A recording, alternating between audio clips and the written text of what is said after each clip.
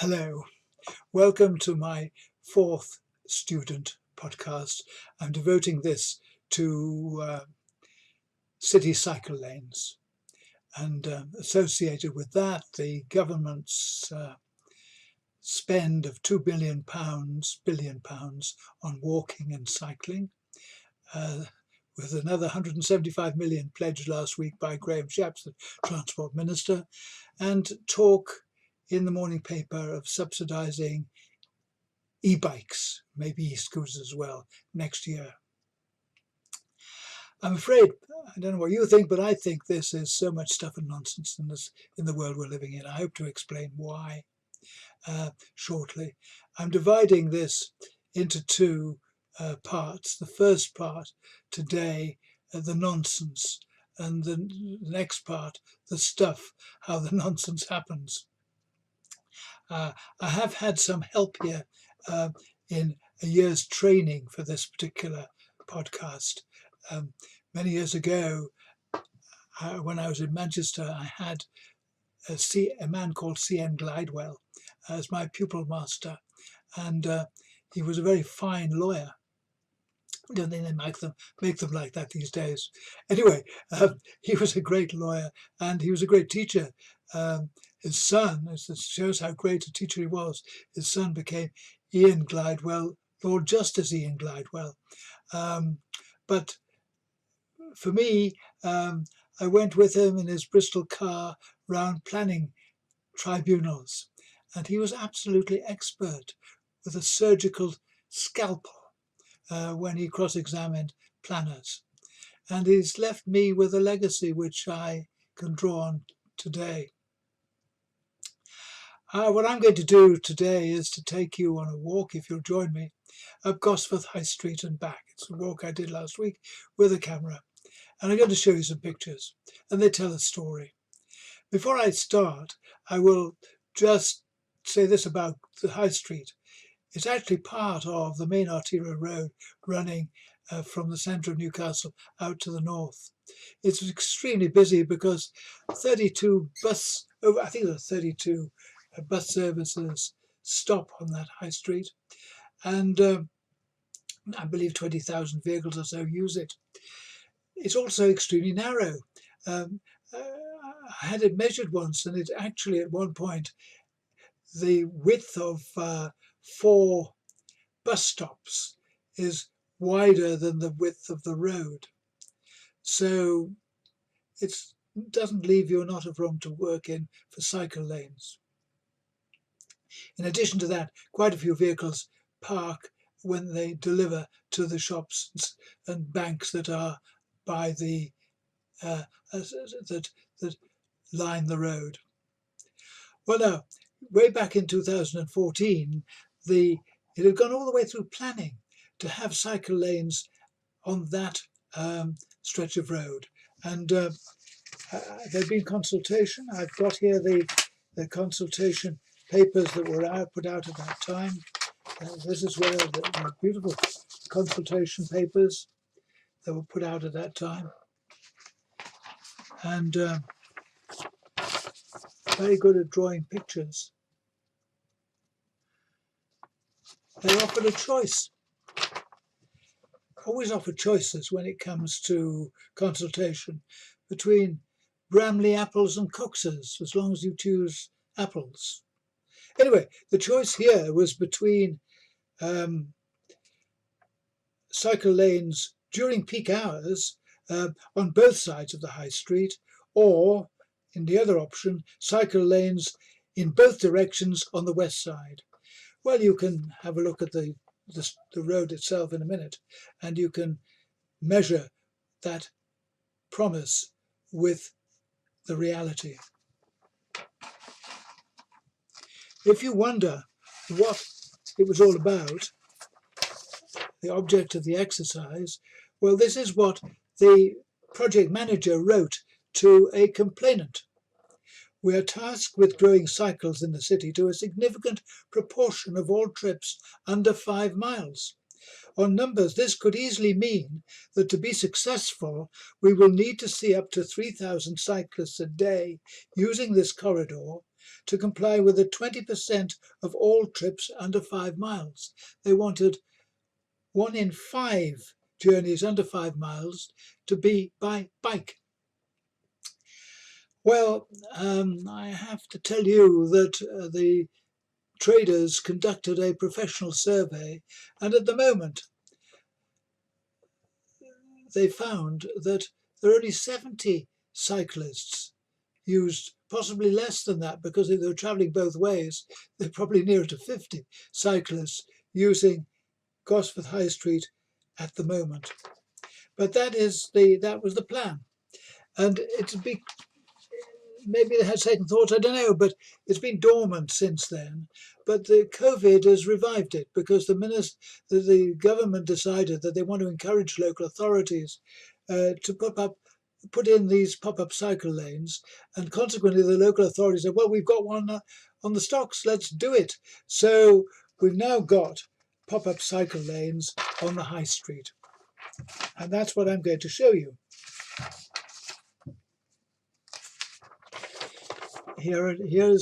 Let's start our walk here.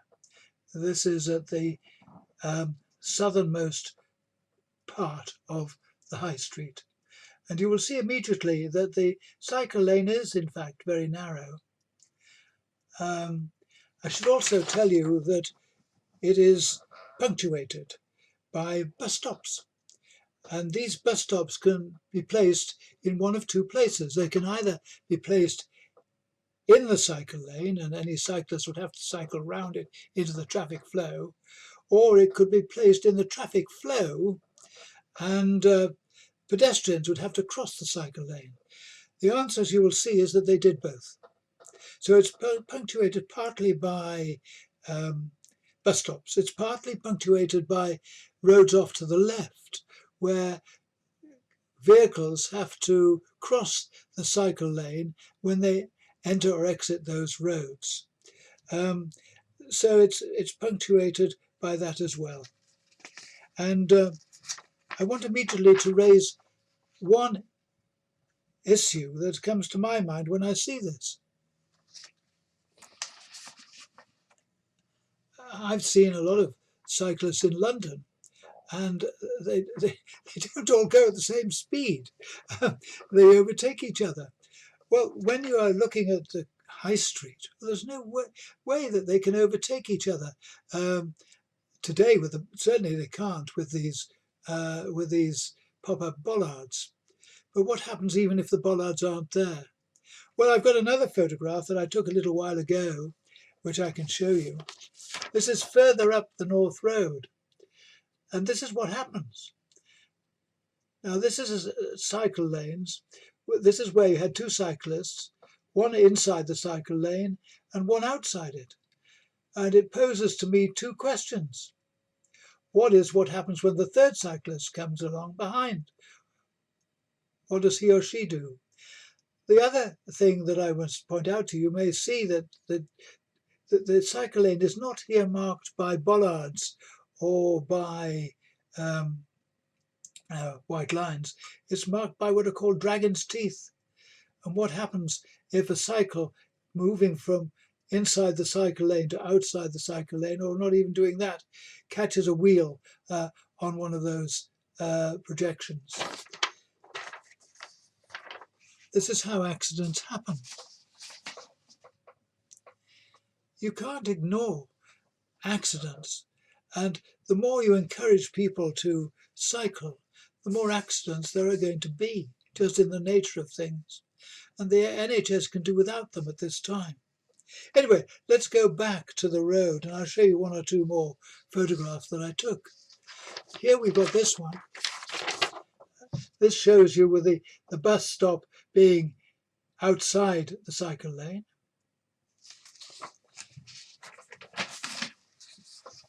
This is an interesting little picture. Shows what happens when you encourage young and old to go on scooters.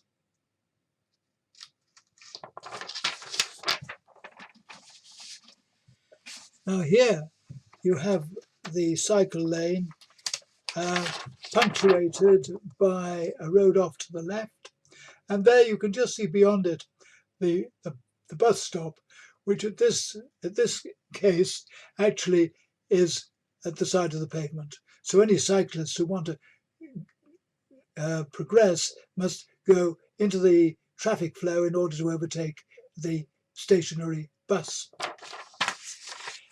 The one thing which the cycling lobby never seems to consider is that while they may put cycle lanes on main roads in order to give them some protection, there are many roads where there are no cycle lanes at all, and cyclists have got to manage with what they find. So this is one of the side roads where you see the problem that the cyclist has competing with motorists for the available space.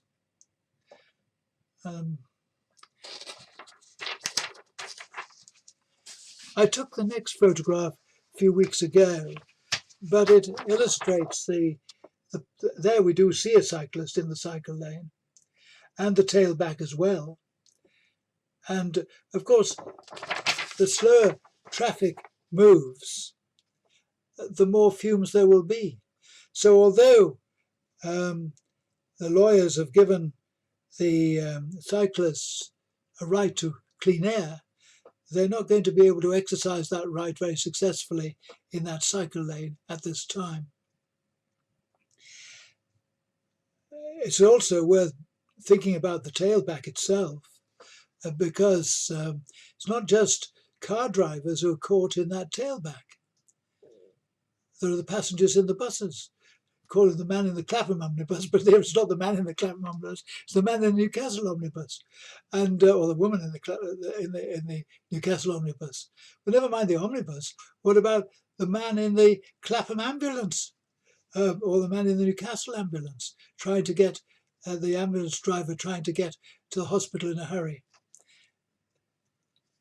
You can't ignore the emergency services when you're putting in these cycle lanes that produce tailbacks. Well, let's move on a bit more. Trinity Church. Now, Trinity Church is very interesting. This shows the vibrance of the area because £1 million has been very wisely and well spent upon making it a community hub for something like 78 organisations in and around the area. Now, I was actually chairman of TIDFAS, the Art Society, and none of our members were cyclists, really. But never mind, none of our members are cyclists. They don't anticipate that people are going to be cyclists, because you can see just here where my finger is, the little solitary cycle rack for cyclists. And I've got another picture provided by the church. And this one, it's very small, but there is actually a cycle there. So it shows you how little use there is for cyclists in this area. They're just not around. But let's get back to the cycle lane. This is how tight it becomes later on, nearer the crossroads at the top. And here the bus sits actually in the traffic itself, which is one of the reasons for the tailback. And here the cycle lane goes down to 44 inches. I measured it. Now, before I start the return journey, just one further observation. At the top of the high street, there's a car park, and the planners decided to remove about a third of it in order to improve the crossroads. So they did major works and a major spend on that. Well, I have to tell you that so far from improving the crossroads, if you're travelling south from the north, you now cannot turn right at that crossroads. Well, there we are. Anyway, let's start walking back. And here we are. I've got something which is very interesting to show you. this is the cycle lane that you will see there. I think this cycle lane may be the shortest cycle lane in the United Kingdom and rank for that in the Guinness Book of Records. But anyway, it's there. And that's the cycle lane you've got on the way back. And the next cycle lane is right where we started.